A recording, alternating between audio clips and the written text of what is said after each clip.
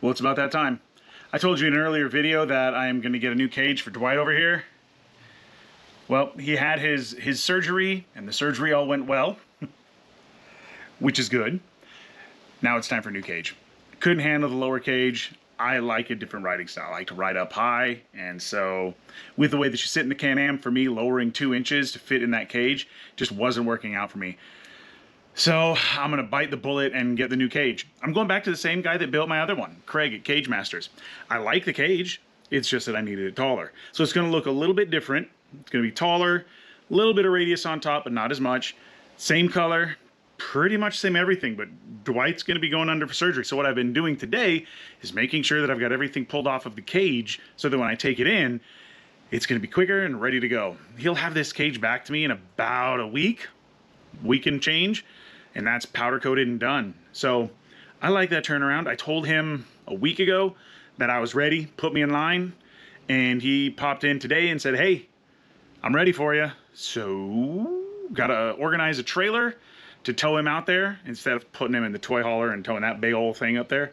I'm gonna grab a flat trailer, rent one at a marketplace, and hit the highway and take Dwight on up. So what I did today is I took the mirrors off, I took off my whip base mount, took off the rugged radio mount, have everything ready to go. Now, what I'm doing this time is I'm doing basically the same thing.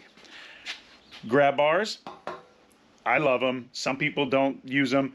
I like them. It keeps me from, and my passengers from reaching up here for the bar. So I like grabbing onto the grab bar. I'm going to get tabs to mount a light, but I think I'm going to put them up here so that they're a little bit forward more, so that they will shine on the occupants a little bit better. And personally, I run a single 6-foot whip. And so get my whip base here, my rugged radio mount there. I don't do the mirror bungs. I like my Chupacabra mirrors, so I'm going to keep rocking those. That's about it. But Dwight's going to be in for some more changes. He's getting new headlights. I'm going bougie. I'm going to get the Bajas. I like how much light they put out. I saw the Baja headlights in person and just was took. Saw them and I went, Sergio, my man Sergio over at One Shot Power Sports. I went, dude, you got to hook me up. I said, Sergio, you got to hook me up.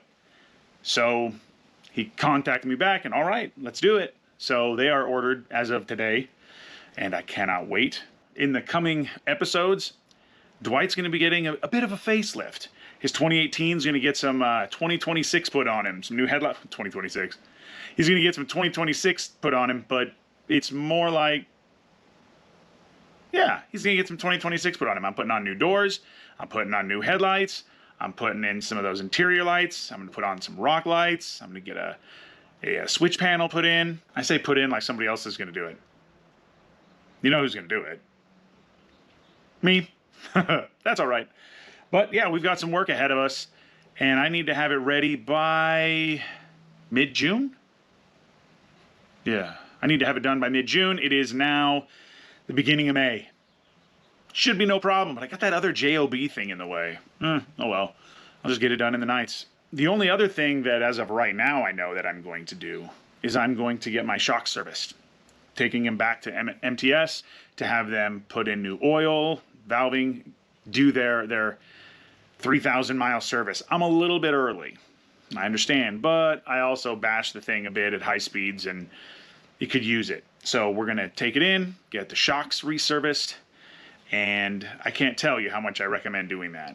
Servicing the shocks makes a world of difference. I'm also gonna do some maintenance. I'm gonna switch out the coolant, I'm gonna do the front diff, transmission, oil, make sure this thing is ready for the start of season. I don't do it after every ride or every other ride. I pretty much do it once a season. I figured that that's plenty. Can I tell you something else I cannot stop staring at though?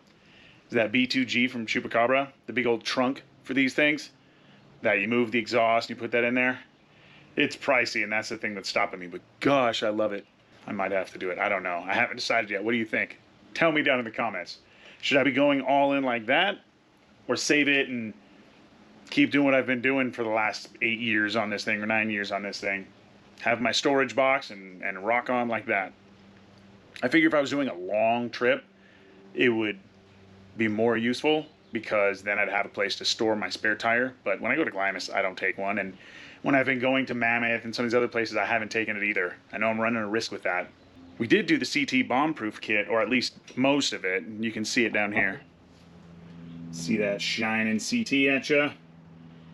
And then coming up here, onto that. Oh, it's gorgeous. Oh, what's that? I'm not done with this. But this is that extreme performance front bulkhead kit that goes in for the Shocktower.